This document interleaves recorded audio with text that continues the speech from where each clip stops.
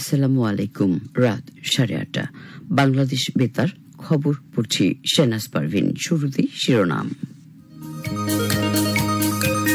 Rail কর্মীদের দাবির বিষয়ে সরকারের আলোচনার দরজা সবসময় খোলা বলেছেন রেলওয়ে উপদেষ্টা। যাত্রীদের স্বার্থে গুরুত্বপূর্ণ রেল রুটসমূহে বিআরটিসি বাস চালু, ক্রয়কৃত রেল টিকিটে ভ্রমণ করতে পারবেন যাত্রীরা।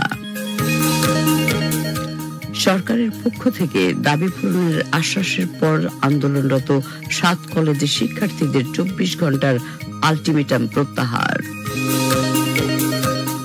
দেশের সব ইবতেদায়ী মাদ্রাসা জাতীয়করণের সিদ্ধান্ত শিক্ষা মন্ত্রণালয়ের। মানসম্মত, অবাধ ও স্বচ্ছ নির্বাচন করার ক্ষেত্রে নির্বাচন কমিশনকে সব ধরনের সহযোগিতার আশ্বাস ইউরোপীয় ইউনিয়নের। বাংলাদেশের অর্থনীতিতে গুরুত্বপূর্ণ অবদান রাখায় বিদায়ী সৌদি রাষ্ট্রদূতকে শ্রেষ্ঠ কূটনীতিকের পদক প্রদান। মাতৃভূমি থেকে ফিলিস্তিনি জনগণকে উচ্ছেদ করার ডোনাল্ড ট্রাম্পের প্রস্তাবে ওআইসির নিন্দা। এবং মালয়েশিয়ায় অনূর্ধ্ব-19 নারী টি-20 বিশ্বকাপ ক্রিকেটের সুপার 6 পর্বে ওয়েস্ট ইন্ডিজকে 10 উইকেটে হারালো বাংলাদেশ। শিরোনাম শুনলেন, এবারে বিস্তারিত। রেলওয়ে উপদেষ্টা মোহাম্মদ ফয়জুল কবির খান বলেছেন, রেলের স্টাফদের দাবির বিষয়ে সরকারের আলোচনার দরজা সবসময় খোলা রয়েছে। তিনি আজ ঢাকার কমলাপুর স্টেশন পরিদর্শন শেষে সাংবাদিকদের একথা বলেন। রেলওয়ে উপদেষ্টা বলেন, প্রয়োজনে সরকারের সঙ্গে রেলের স্টাফদের আবারও আলোচনা হবে এবং অর্থ বিভাগেও তাদের এই দাবি দেওয়া নিয়ে আলোচনা করা হবে। যাত্রীদের জিম্মি করে বাংলাদেশ রেলওয়ের রানিং স্টাফদের কর্মসূচি দুঃখজনক উল্লেখ করে তিনি বলেন, এতে সাধারণ মানুষই বেশি ভোগান্তিতে পড়েছেন। ইতিমধ্যে রেল কর্মীদের ওভারটাইমের যৌক্তিক দাবি মেনে নেওয়া হয়েছে জানিয়ে অর্থ উপদেষ্টা ডক্টর সালেউদ্দিন আহমেদ বলেছেন, এখন অন্যান্য দাবি দেওয়া সংশ্লিষ্ট মন্ত্রণালয় দেখবে। আজ সচিবালয়ে সরকারি ক্রয় সংক্রান্ত উপদেষ্টা পরিষদ কমিটির বৈঠক শেষে সাংবাদিকদের এক প্রশ্নের উত্তরে তিনি একথা বলেন। রেলের কিছু ছিল, তাদের কিছু কর্মচারীদের আমরা বেশ কয়েকদিন আগে আমাদের তাদের যৌক্তিক যে সেগুলো আমরা দিয়েছি। তারপরে তারা কেন করেছে এটা তাদের ব্যাপার। আমরা যতটুকু আমাদের সম্পদের ইস্যুতে আমরা বলেছি, অন্যরা সংস্থা আমরা যে বই দিয়েছি আমরা দিয়েছি। এতে মোটামুটি আমার মনে হয় এটা যুক্তি ছিল এবং আমরা দিয়েছি সুবিধা। অর্থ উপদেষ্টা বলেন, অর্থ মন্ত্রণালয়ে যদি আরো কোনো যৌক্তিক কিছু আসে তাহলে অর্থ মন্ত্রণালয় মানা করবে না। মানবিক কারণে বা মানুষের চাকরির ব্যাপারে সমস্যা হলে সে বিষয়ে যথাযথ ব্যবস্থা নেওয়া হবে। উল্লেখ্য, বাংলাদেশ রেলওয়ের রানিং স্টাফদের কর্মবিরতির কারণে সারা দেশে রেল যোগাযোগে বিঘ্ন ঘটেছে। এদিকে যাত্রী সাধারণের কথা বিবেচনায় রেখে গুরুত্বপূর্ণ রেল রুটসমূহে ক্রয়কৃত রেল টিকিটে যাত্রী পরিবহনের জন্য বিআরটিসি বাস সার্ভিস চালু করা হয়েছে।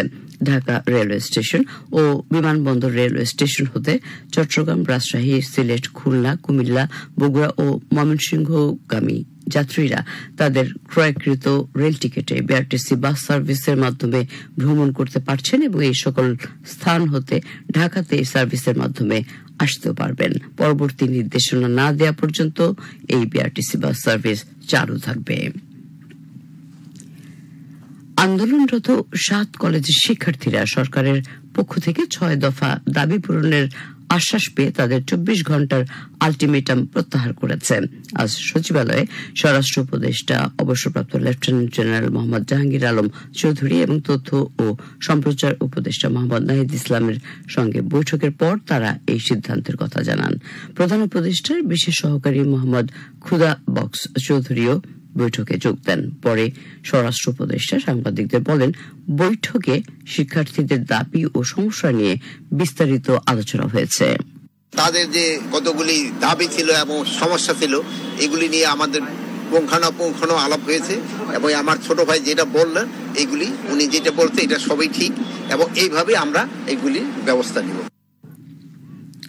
উল্লেখ্য, রোববার রাত 11টার দিকে রাজধানীর নীলক্ষেত এলাকায় 7 কলেজ ও ঢাকা বিশ্ববিদ্যালয়ের শিক্ষার্থীদের মধ্যে সংঘর্ষ শুরু হয় এবং তা গভীর রাত পর্যন্ত চলে। বিক্ষুব্ধ শিক্ষার্থীদের মধ্যে বারবার ধাওয়া পাল্টা ধাওয়া চলতে থাকলে পরিস্থিতি নিয়ন্ত্রণে আনতে পুলিশ সাউন্ড গ্রেনেড, কাঁদুনি গ্যাস ও রাবার বুলেট নিক্ষেপ করে। এক পর্যায়ে পরিস্থিতি নিয়ন্ত্রণে পুলিশের পাশাপাশি আধা সামরিক বাহিনী, বর্ডার গার্ড বাংলাদেশের 4 প্লাটুন সদস্য মোতায়েন করে কর্তৃপক্ষ। দেশের নিবন্ধনভুক্ত সব স্বতন্ত্র ইবতেদায়ী মাদ্রাসা জাতীয়করণ করার সিদ্ধান্ত নিয়েছে শিক্ষা মন্ত্রণালয়। আজ রাজধানীতে শিক্ষা মন্ত্রণালয়ের যুগ্ম সচিব এস.এম. মাসুদুল হক এই তথ্য জানান। তিনি বলেন, পর্যায়ক্রমে এসব মাদ্রাসা জাতীয়করণ করা হবে। স্বতন্ত্র ইবতেদায়ী মাদ্রাসা জাতীয়করণের দাবিতে আন্দোলন করছিলেন ইবতেদায়ী মাদ্রাসার শিক্ষকরা।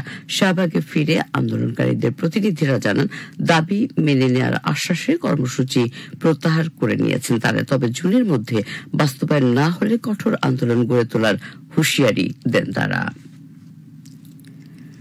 ইউরোপীয় ইউনিয়নের রাষ্ট্রদূত মাইকেল মিলার বলেছেন, একটি মানসম্মত, অবাধ ও স্বচ্ছ নির্বাচন করার জন্য নির্বাচন কমিশনকে সব ধরনের সহযোগিতা করবে ইইউ।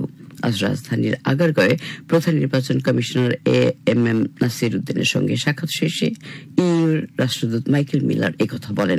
এ সময় প্রধান নির্বাচন কমিশনার বলেন, ইইউ সংস্কারের দিকে বেশি গুরুত্ব দিচ্ছে। রিফর্মের প্রতি একটু গুরুত্ব দিচ্ছেন, যে রিফর্মের জন্য টাইমটা খুব শর্ট হয়ে যাচ্ছে, এটা they are emphasising the reform process to go on. স্বাধীনতা কম্প্রোমাইজড হোক, এটা আমরা চাই না।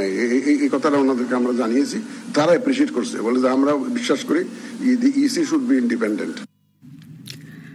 বাংলাদেশ সৌদি আরব দ্বিপক্ষীয় সম্পর্ককে নজিরবিহীন উচ্চতায় উন্নীত করার ক্ষেত্রে অনন্য অবদানের স্বীকৃতি হিসেবে ঢাকা এবছর বাংলাদেশে নিযুক্ত সৌদি আরবের রাষ্ট্রদূত ইসা ইউসুফ ইসা আল দুহাইলানকে বাংলাদেশে মেডেল ফর ডিপ্লোম্যাটিক এক্সেলেন্স পদক প্রদান করেছে।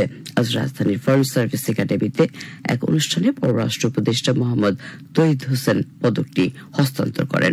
পররাষ্ট্র উপদেষ্টা বলেন, রাষ্ট্রদূত ইসার দূরদর্শী নেতৃত্বে বিভিন্ন ক্ষেত্রে সহযোগিতা বৃদ্ধি পেয়েছে, যার ফলে সৌদি আরব বাণিজ্য, বিনিয়োগ এবং জ্বালানি নিরাপত্তা বাংলাদেশের অন্যতম গুরুত্বপূর্ণ দ্বিপাক্ষিক অংশীদার হিসেবে আবির্ভূত হচ্ছে।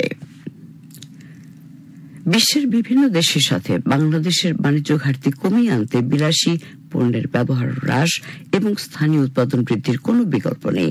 ভারত সহ বিভিন্ন প্রতিবেশী দেশের সঙ্গে বাণিজ্য ঘাটতি কমিয়ে আনতে নতুন নতুন বাজার সন্ধান করতে হবে। বাংলাদেশ বেতারের সাথে একান্ত সাক্ষাৎকারে বলছিলেন বাণিজ্য উপদেষ্টা শেখ বশিরউদ্দিন। আরো শুনুন প্রতিবেদনে। চাহিদার তুলনায় উৎপাদন কম হলে একটি দেশকে আমদানির দিকে ঝুঁকতে হয়, এতে ব্যয় করতে হয় দেশের রিজার্ভে থাকা বৈদেশিক মুদ্রা। অন্যদিকে চাহিদা মিটিয়ে পণ্য উদ্বৃত্ত থাকলে তা বিদেশে বিক্রি করা যায়, ফলে আয় করা যায় অর্থ, যা বৈদেশিক মুদ্রা হিসেবে জমা থাকে রাষ্ট্রের কোষাগার বা রিজার্ভে। ফলে কোনো দেশকে বেশি আমদানি করতে হলে তার রিজার্ভ কমে যায় এবং অর্থনৈতিক ভঙ্গুরতা দেখা দেয়। বিপুল জনসংখ্যার বাংলাদেশে বেশিরভাগ পণ্যই আমদানি করতে হয়, তাই সবসময় আমদানি রপ্তানির ব্যবধান তথা বিশ্বে বিভিন্ন দেশের সাথে বাণিজ্য ঘাটতি থাকে লক্ষণীয় মাত্রায়। বাণিজ্য ঘাটতি কমাতে বিলাসী পণ্যের ব্যবহার হ্রাস এবং স্থানীয় উৎপাদন বৃদ্ধির কোনো বিকল্প নেই। কথা হচ্ছিল বাণিজ্য উপদেষ্টা শেখ বশিরউদ্দিনের সঙ্গে। আমাদের দেশের রপ্তানি শুধু পোশাক শিল্প নির্ভর, আমাদের সম্পূর্ণ রপ্তানির প্রায় 85% পোশাক নির্ভর। আমরা অবশ্যই এখানে বৈচিত্র্য আনতে চাই, আর এই বৈচিত্র্যটা বলা সহজ, করা কঠিন বলে বাংলায় যে একটা কথা আছে। এই কঠিন কাজটা আমাদের করতে গেলে আমাদের সামগ্রিক উদ্যোগের দরকার হবে। ব্যক্তি খাতে যারা ব্যবসা করেন তাদের উৎসাহ এবং সরকারি নীতি সহায়তা দেওয়া, সেই প্রচেষ্টা আমাদের জারি আছে। আমদানি কমানোর একটা উপায় তো ভোগ কমিয়ে দেওয়া, আর একটা উপায় হচ্ছে যে স্থানীয়ভাবে উৎপাদন করা। আমার ধারণা আমাদের অর্থনীতির বাস্তবতার আমলে নিয়ে আমাদেরকে দুটোই করতে হবে, অপ্রয়োজনীয় বা বিলাসী দ্রব্য ভোগ কমিয়ে আনা এবং প্রয়োজনীয় দ্রব্য যেটা আমরা আমদানি করি সেটাকে স্থানীয় উৎপাদনে সক্ষম হয়ে গড়ে তোলা। প্রতিবেশী দেশ ভারতের সঙ্গে বাণিজ্য ঘাটতি কমিয়ে আনার ক্ষেত্রেও স্থানীয় উৎপাদন বৃদ্ধি এবং নতুন নতুন বাজারের সন্ধান করতে হবে বলেও উল্লেখ করেন তিনি। ভারতের কাছ থেকে আমরা শিল্পের কাঁচামাল থেকে শুরু করে বাস, ট্রাক, বহু পণ্যই আসে এবং কৃষি পণ্যও আসে। আমরা অন্য দেশের থেকে তুলনামূলকভাবে কম দামে কৃষি পণ্যগুলো আনতে পারি এবং দ্রুত আনতে পারি। আমাদের বাজারে সংকট যখন তৈরি হয় তখন আমরা এই কাজটা করতে পারি।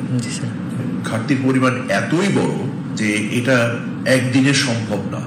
আমাদের স্থানীয় সক্ষমতা বাড়াতে হবে, আমাদের নিজেদের বাস ট্রাক বানাতে হবে, আমাদের শিল্প পণ্যের যে কাঁচামালগুলো আমরা নিয়ে আসি, শুধু ভারত না, ভারতের বাইরেও যে বহু দেশ থেকে আমরা এটা আনতে পারি, সেই প্রচেষ্টাকে ব্যবসায়িক পর্যায়ে যারা কাজ করেন তাদেরকে উদ্যোগ নিতে হবে এবং নিলে এটা আমাদের দেশের জন্য ভালো। একটা কোনো পার্টিকুলার কারোর উপরে নির্ভরশীল না থেকে আমরা একটা বৈচিত্র্যময় অবস্থায় পৌঁছাতে পারবো। বাণিজ্য উপদেষ্টা আরো জানান, স্থানীয় শিল্প উৎপাদন বৃদ্ধির জন্য সম্প্রতি বাংলাদেশ বিনিয়োগ উন্নয়ন কর্তৃপক্ষ আয়োজিত বিদেশে বাংলাদেশ মিশনে কর্মরত রাষ্ট্রদূতদের সঙ্গে এক বৈঠকে বেশি বেশি বিদেশি বিনিয়োগ আকর্ষণে কাজ করতে আহ্বান জানানো হয়।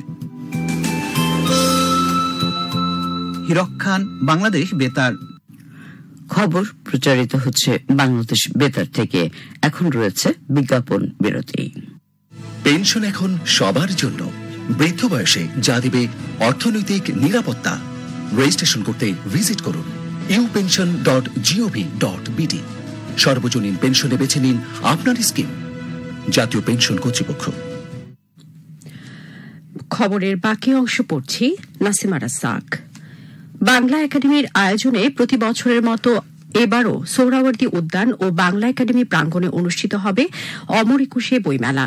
আগামী 1 ফেব্রুয়ারি এ মেলা উদ্বোধন করবেন প্রধান উপদেষ্টা অধ্যাপক ড মোহাম্মদ ইউনূস। মেলার এবারের প্রতিপাদ্য নির্ধারণ করা হয়েছে জুলাই গণ অভ্যুত্থান, নতুন বাংলাদেশ বিনির্মাণ। পুরোদমে চলছে মেলার স্টল, প্যাভিলিয়নের তৈরির কাজ। বইমেলার প্রস্তুতি নিয়ে বিস্তারিত শুনুন প্রতিবেদনে। কাঠমিস্ত্রিদের এই ব্যস্ততাই বলে দিচ্ছে অমর একুশে বইমেলা শুরু হতে আর বেশি দিন সময় নেই। হাতে থাকা অল্প সময়ের মধ্যেই শেষ করতে হবে স্টল নির্মাণের কাজ। তাই তো হাতুড়ি পেরেকের ছন্দে নিরলস কাজ করছেন শ্রমিকরা। স্টল এবং প্যাভিলিয়ন নির্মাণের জন্য শ্রমিকদেরকেও মাটি খোঁড়াখুড়ি করছেন। কেউ স্টলের মাপ হিসাব করছেন, আবার কেউ বা বাঁশ কাঠ এবং ইট দিয়ে অবকাঠামো নির্মাণের কাজ করছেন। আবার অনেকেই করছেন বিদ্যুৎ সংযোগ, বাতি লাগানো, সিসিটিভি ক্যামেরা স্থাপন সহ নানা আনুষঙ্গিক কাজ। সময়ের মধ্যে কাজ শেষ হবে, যেহেতু এবার তো নাম্বারটা অলরেডি আগে দিয়েছে। গত ফিরে 23 থেকে নাম্বার দেয়, সেই নাম্বারটা এবার তো 20 থেকে নাম্বার দিয়েছে। টোটাল হয়েছে 20 তারিখে কাজ শেষ। সঠিক সময়ের মধ্যে মনে হয় কাজ সম্পূর্ণটা হবে আর কি। 1 তারিখ মেলা উদ্বোধন, সুতরাং আমার 28 তারিখের ভিতরে কাজ বুঝাইতে হবে, 31 তারিখের ভিতরে কাজ বুঝাইতে হবে।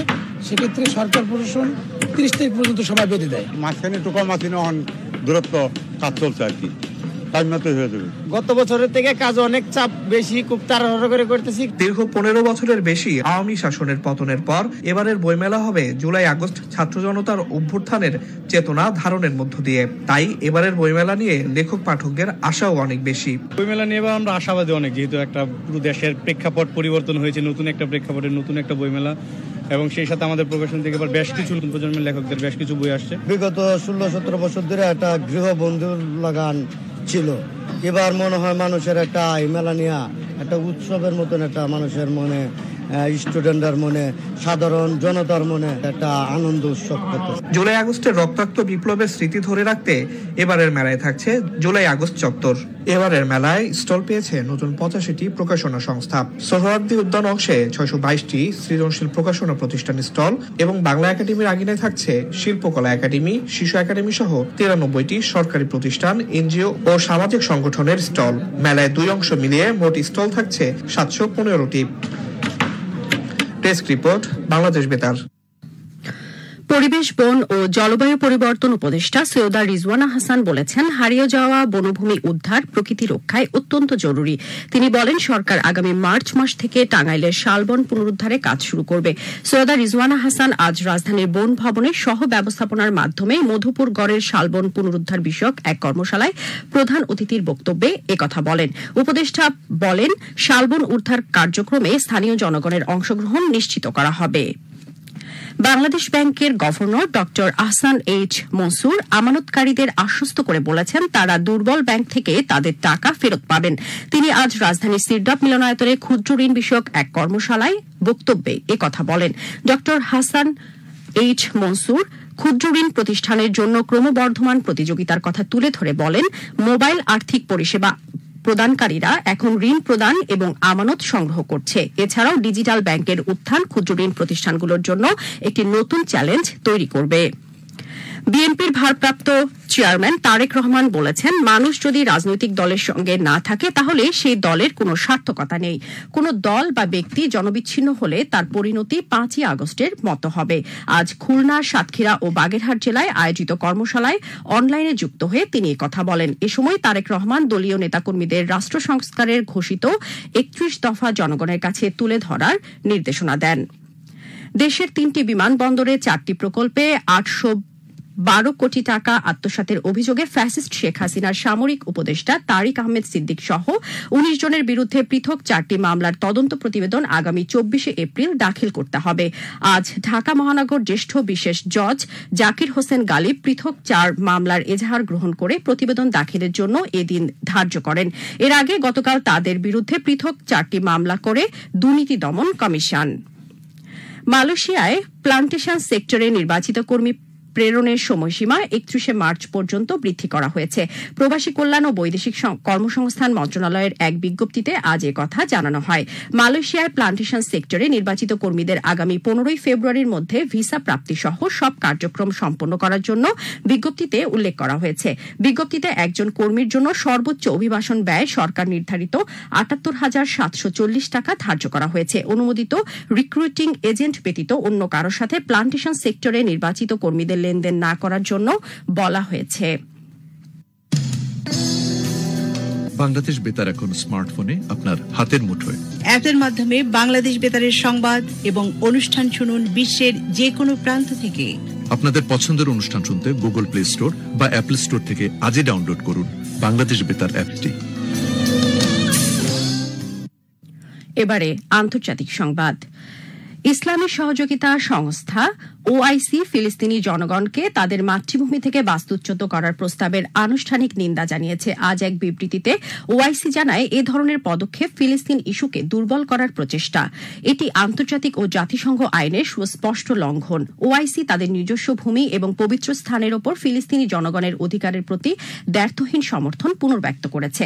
সংস্থাটি আন্তর্জাতিক সম্প্রদায়কে দ্বিরাষ্ট্র সমাধান বাস্তবায়নের বিষয়ে বাধ্যবাধকতা পূরণের আহ্বান জানিয়েছে। ওআইসি বলেছে, এতে ইসরায়েলি দখলদারিত্বের অবসান এবং ঔপনিবেশিক বসতি স্থাপনের কার্যক্রম বন্ধ হবে। গাজার সরকারি গণমাধ্যম জানিয়েছে 3 লাখের বেশি মানুষ দক্ষিণ গাজা থেকে উত্তরাঞ্চলে প্রবেশ করেছে।